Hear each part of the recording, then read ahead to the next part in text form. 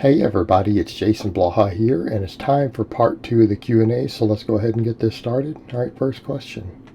When you talked about daily press downs in yesterday's video, do you actually mean every single day or just every workout? How much volume is reasonable if done every day? Okay, need to clarify some things. Just for those who aren't aware, don't say things like yesterday, because if I put up a video yesterday, I probably made it 6 weeks before. Just a heads up. So I don't know the context for his question, but when I talk about the daily press downs, if you're at a point in your training to where you're using press downs as restoration work, okay, what does standard West Side stuff for every day mean? It means you're like 15 to 20 sets a week, right? That's pretty normal.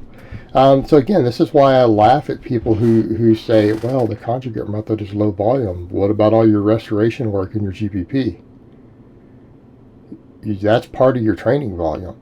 So let's give an example. Let's say that for restoration work, you're doing reverse hypers and band press downs, and you're doing them every day. Well, you're doing 2 or 3 sets.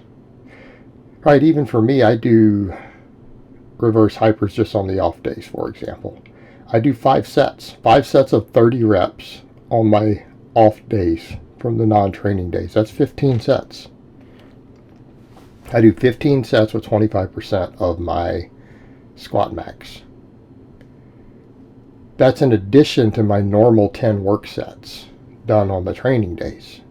So on a movement like that, between restoration and training days, you're talking about 25 sets. Okay, so let's say you're doing band press downs because you need the tendon health. Your tendons are really a weak link, and you need to do daily band press downs because your tendons are a problem and triceps are a major weakness for you, so you need the restoration. You need to build the work capacity. You're going to do 2 or 3 sets every single day. All right, multiply that times 7. It's 14 to 21. Kind of what I just said, around 15 to 20 sets, something in that range. Right? Do you think you're going to overtrain from band press downs? Probably not. You're not going to overtrain from band press downs. It's fine. If you need to do the band press downs, then do the band press downs. But these are very, very high rep sets. And remember, when we're doing restoration work like this, we're picking stuff that's easy to recover from. All right, band work, just light band work, is not hard on your recovery, especially for really high reps. It just isn't. Reverse hypers aren't hard on your recovery. Ab work's not hard on your recovery. Right, this is what we're talking about for restoration days, and particularly things like tendon health and stuff like that. Okay, or specifically for weak point training that need the volume and the extra recovery and the work capacity. And these are 2 examples I just gave are perfect examples of common ones. So yes, I meant every day, and I mean up to 20 sets a week. What's the problem? Do it. Get it done. Doesn't take any time. All right, next question. What makes your conjugate method preferred? I have powerlifted and now do amateur strongman. I found a lot different approaches to strength through involving multiple variations of the big 3 through strongman movements better for overall strength. It's not my conjugate. I didn't create conjugate. What are you asking? If you like doing a lot of variations of the big 3, then conjugate works great, right? Because we're maxing out on variations of the big 3 every week. And what is it I always say about the conjugate method? It can be programmed for any training system. You don't know of any strongman competitors who use conjugate? You don't know Clint Darden? Clint Darden's my friend, by the way. Trained at West Side, lifelong coach. He coaches powerlifters, strongmen, Olympic lifters. His wife competes in weightlifting, by the way, in Europe. He's her coach. He competes in Masters Strongman at a pretty dang high level, especially considering he's been through chemotherapy and stuff, but he coaches that way. What's the problem? And he coaches plenty of guys to do that. There's plenty of guys who compete in strongman who do conjugate. Conjugate is what you use to build your base strength off of. Max work and speed work on a basic template, and then Sport-specific training, conditioning, hypertrophy work, all that stuff woven into the programming. Right? It uses a ton of different methods woven together. It's just a system. It's a system for organizing the training periodization in the programming, using a wide variety of things. In fact, it's one of the most eclectic, widest variety strength training systems you ever find. So if you like to use a lot of different approaches, the system is built around that idea. So nothing that you wrote here in any way contradicts the idea of using conjugate. You could absolutely use it and do what you just talked about. And I'm not saying that it's the only way to train. I think it's the best way to train, and I think it works. It's proven.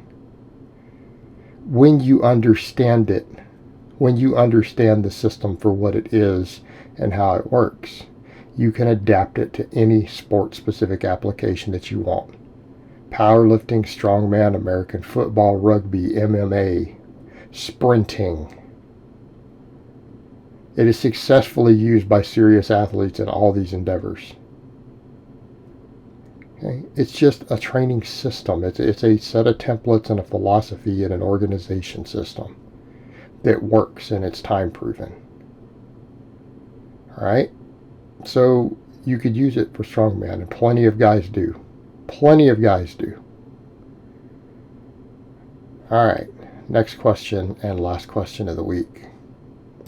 Although you don't own one yourself, would you ever program high-handle deficit trap bar for hypertrophy, or do you think it's always going to be inferior to GMs and Rows? Asked because this is probably, from my experience, the one alternative bar that many have access to in commercial gyms. My gym does have SS bar, although the quality isn't the best. All right. Would I program it? Maybe. But that's the thing that we have to consider. What is a hypertrophy movement? It's, well, whatever we need it to be. Is it inferior to GMs or Rows? No, it's different. How could that compete with Rows? Okay. There are muscles used in the row that cannot be used in any deadlift variation to the same range of motion. So, yes, it's inferior to Rows for those muscles. Good mornings is its own special training tool. Could any form of deadlift replace the good morning as a training tool? I don't think that they can. No deadlift can. No deadlift can. And there's no deadlift that I would use long term as a hypertrophy tool. So your question is, would we ever use it? Well, maybe, yeah. Maybe. But as you said, it would need to be on a deficit. Why? Because the high handle, the stimulus fatigue is kind of bad. You have to lift more weight and get more axial loading because of the reduced range of motion. Okay, you might need 50 to 100 pounds more on the bar to get the same muscle activation. And people kind of say, well, why the high handle deficit? Because the low handle doesn't work. I have one. It's a useless hunk of crap. Like, the low handle doesn't work because they flip over. Like, balancing it is very, very difficult. I mean, it can be done, but you probably at that point you just have to strap up because it's just the way it flips in your hand. At least mine does.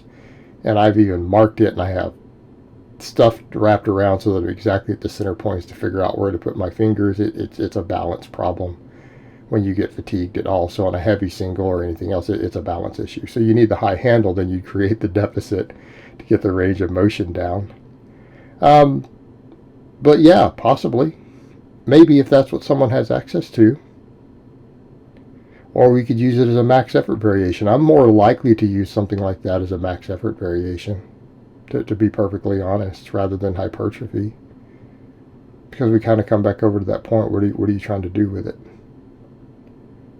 What are you trying to do with the movement? Is there a movement pattern carryover you want? Well, the good morning has a hell of a lot of movement pattern carryover to other movements, more so than that trap bar will. We're trying to get stimulus to fatigue ratio. Well, it's a deadlift. So maybe for a short period of time, but it's not something that I would have someone consistently use. Not saying it's a bad tool, and I'm not saying it couldn't have its place in there. I see no issue there done correctly for a phase here or there. right? So, I mean, when we ask a question like, would you ever possibly, it just may not be the best option.